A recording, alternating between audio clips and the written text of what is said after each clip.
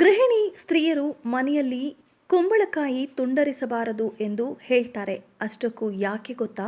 ಬನ್ನಿ ಇಂದಿನ ಈ ವಿಡಿಯೋದಲ್ಲಿ ಇದರ ಹೆಚ್ಚಿನ ಮಾಹಿತಿಯನ್ನು ತಿಳಿಯೋಣ. ಆಧ್ಯಾತ್ಮಿಕವಾಗಿ ಸಿಹಿ ಕೂಷ್ಮಾಂಡ ಅಂದರೆ ಕುಂಬಳಕಾಯಿ ಸವಿರುಚಿಕರವಾದ ಉತ್ತಮ ಆರೋಗ್ಯಕರವಾದ ತರಕಾರಿ ಪದಾರ್ಥವಾಗಿದೆ. ಆದರೆ ಈ ತರಕಾರಿಯ ಪದಾರ್ಥವನ್ನು ಗೃಹಿಣಿ ಸ್ತ್ರೀಯರು ತುಂಡರಿಸಬಾರದು ಎಂಬುದು ಆಧ್ಯಾತ್ಮಿಕ ನಂಬಿಕೆ ಕೂಡ ಇದೆ.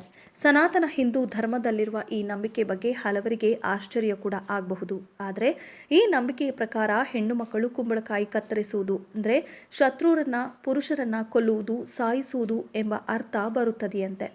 ಕೆಲವು ತಾಳೆಗರಿ ಗ್ರಂಥದ ಅಧ್ಯಯನಗಳ ಪ್ರಕಾರ ಸಿಹಿ ಕುಂಬಳಕಾಯಿ ಮತ್ತು ಬೂದ ಕುಂಬಳಕಾಯಿಯನ್ನು ತಂದೆ ತಾಯಿಗಳು ಇದ್ದವರು ತುಂಡರಿಸಬಾರದು ಎಂದು ತಾಳೆಗರಿ ಗ್ರಂಥಗಳಲ್ಲಿ ಹೇಳಲಾಗುತ್ತೆ. ಅಲ್ಲದೆ ಬೂದು ಕುಂಬಳಕಾಯಿಯನ್ನು ತುಂಡರಿಸಿಯೇ ಮನೆಯ ಒಳಗೆ ತೆಗೆದುಕೊಂಡು ಹೋಗಬೇಕು ಅನ್ನುವ ಪದ್ಧತಿ ಕೂಡ ಇದೆ.